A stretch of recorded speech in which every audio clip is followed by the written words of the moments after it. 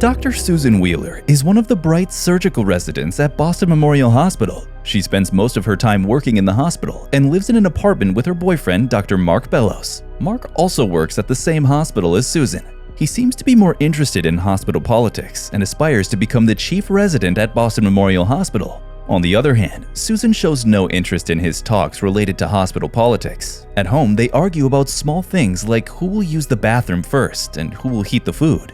One day, they plan to have lunch together while Susan is about to leave for her class. She takes dance classes for an hour and has a fun time there. She mentions that it's the only way she can spend time away from the hospital. Next, Susan and her best friend Nancy Greenlee are having a conversation when Nancy reveals that she's pregnant but doesn't want to have the baby. Therefore, she decides to abort the baby without letting her husband know about it. For this purpose, she has to go through a minor surgical procedure that was scheduled for the next day. Nancy is a little worried about the surgery, but Susan calms her and explains that it's a minor procedure and that she'll be okay. As the doctors prepare the surgical room for her surgery, Nancy is brought into the room. Since she's still conscious, she's given a dose of anesthesia. Once she goes unconscious, the doctors start the surgical procedure. Everything is going well, but suddenly her blood pressure begins to fall. The doctor becomes worried because everything seems normal, but weirdly, her blood pressure keeps fluctuating unnaturally. The doctors decide to calm down and complete the surgery nevertheless. Tragically, after the completion of the surgery, she does not wake up, and the doctors declare her to be brain dead. Coma is the story of a young doctor named Susan who discovers something sinister going on in her hospital. Relatively healthy patients are having unwarranted complications during simple operations and ending up in comas. The patients are then shipped off to an institute that says they look after them. But Susan suspects there's more to this than meets the eye. Keep watching to find out what the hospital is up to. Now back to the video. When Mark finds out that Nancy is in a coma, he informs Susan about it. Hearing this, Susan is shocked and immediately rushes to see her friend. She's not able to accept the fact that a normal healthy person who is prescribed for a minor surgical procedure is declared brain dead. She goes through Nancy's medical charts and finds everything to be all right, but Susan is determined to investigate further. She wants to know how and why this happened. Consequently, she goes to the laboratory of the hospital which conducted Nancy's test. She wants to know who prescribed the test, but doesn't get the desired information. Susan then heads to the computerized data department and asks for a record of people who went into a coma during surgery. Surprisingly, she finds out that 10 people who were healthy and going through minor surgical procedures ended up in comas and never woke up again.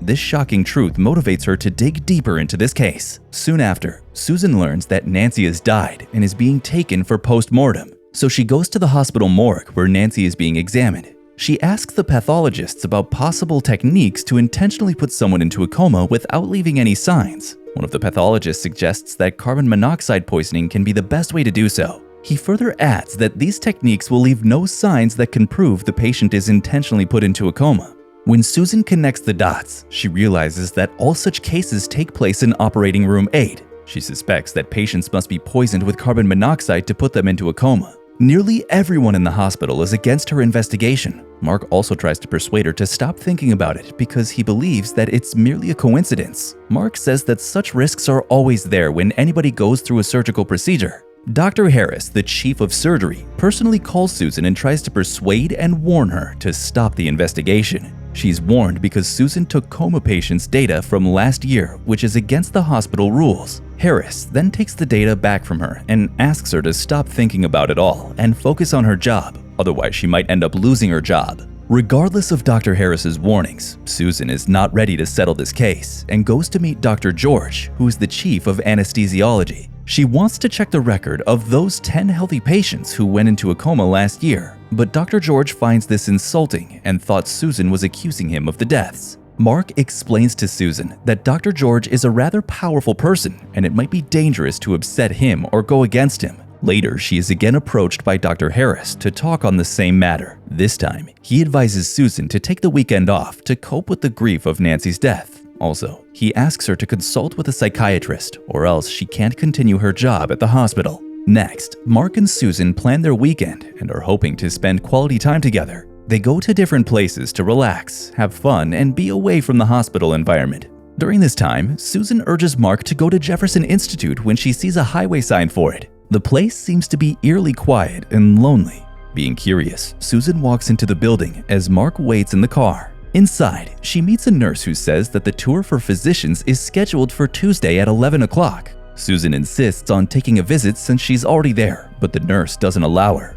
Kelly, a hospital maintenance worker, gives a hint to Susan that whatever she's suspecting is true. Discreetly, he asks Susan to meet him at night in the maintenance room. But unfortunately, an unidentified man electrocutes Kelly and he dies on the spot. Susan then sets out to investigate the hospital basement and discovers a tank with a line going through the ventilation system from it to operating room 8. Now that she knows more than she should, Susan becomes the target of the killer. One night, when Susan is sneaking into Dr. George's room to look up information on the coma patients, the killer tries to attack her. Susan manages to escape after a brief struggle and captures him in the cadaver cooler in the anatomy department. Despite all the difficulties, she's successful in escaping, and eventually, she goes to Mark. In a state of paranoia and panic, she starts telling Mark everything that happened to her. She explains how she found the tunnel and the gas line which supplies carbon monoxide gas along with oxygen. Mark just listens to her and tries to calm her down. He makes her lie on the bed and goes to prepare tea for her and tells her that they will talk over tea. However, because of Mark's suspicious behavior, Susan is not able to trust him. Following her instincts, she silently runs away from there. The following morning, she wakes up in a hotel room. Then she suddenly remembers that she needs to go to the Jefferson Institute for the tour that the nurse told her about. She rushes for it and manages to reach there on time. Susan takes the tour of what appears to be a cutting-edge, low-cost hospital for patients who are in a state of coma. She adjourns the tour to secretly explore the forbidden territory around the Jefferson Institute. For some time, she manages to walk around the institute despite the strict security. CCTV cameras are installed everywhere in the hospital, but since the security guards are distracted for a while, they do not notice Susan walking around. In the meantime, Susan learns that the institute is only a cover for a global criminal market for human organs.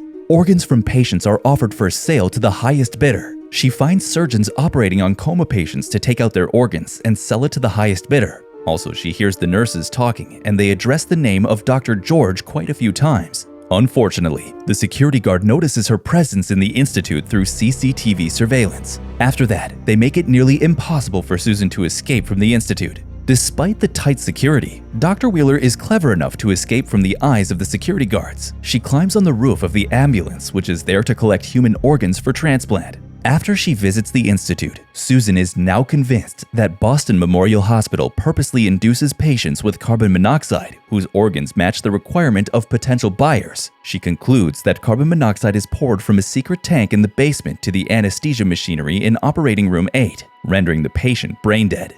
To make all this happen, a radio signal seems to be controlling the line. Susan runs to Dr. Harris to tell him what she found out. She even mentions that Dr. George is the mastermind behind this crime. After explaining to him all that she found out, Harris expresses his concern and says he's devastated to know about this. He then offers Susan a drink and asks her to calm down. While drinking, she notices all the certificates that Dr. Harris has in his room.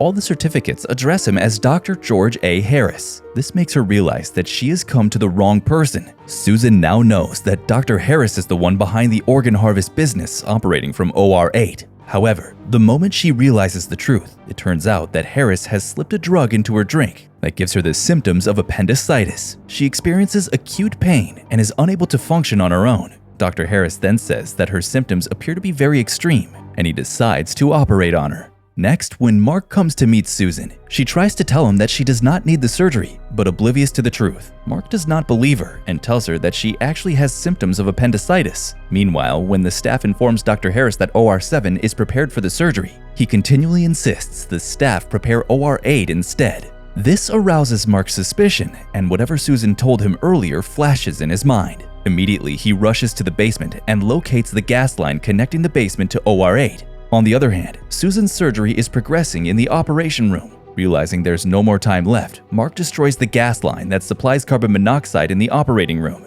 Then, after some time, we see the surgery on Susan is over. When he asks the anesthesiologist to bring her back, Dr. Harris is shocked and cannot comprehend how Susan is completely fine and normal. Finally, as the movie ends, we see that Dr. Harris realizes that he is exposed and cannot escape. Just then, the lights go off, indicating the downfall of him and his criminal business empire. Hope you enjoyed the video. What was your favorite part? Do comment down below. Also, make sure to hit the like button as it helps out the channel tremendously. And if you haven't done it already, consider subscribing. And if you want to continue with more recaps like this, check out this video now.